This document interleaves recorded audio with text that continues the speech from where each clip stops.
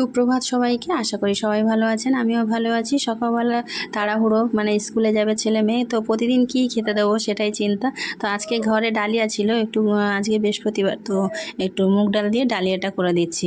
প্রথমে মুগ ডালটাকে ভেজে নিয়েছি, তারপরে ডালিয়া আর মুগ ডাল ভালো করে ধুয়ে প্রেশার কুকারে দিয়ে দিলাম, আর গাজর আর আলু কেটে দিলাম। আপনারা চাইলে অন্য কিছু দিতে পারেন সবজি, তো যে সবজিটা ছিল সেটাই দিলাম। তারপরে একটু উষ্ণ গরম জল আর খেজুর খেতে দিলাম ছেলে মেয়েকে, আমিও খেলাম। তারপর ডালিয়াটা দুটো সিটি মেরে আর একটু ফোড়ন দিলাম, একটু লঙ্কা, কাঁচা লঙ্কা দুটো, টমেটো, একটু জিরের গুঁড়ো, জিরে গোটা জিরেও দিয়েছি ফোড়নে, দিয়ে ডালিয়াটা দিয়ে দিলাম। আর নামানোর সময় একটু ঘি দিলাম।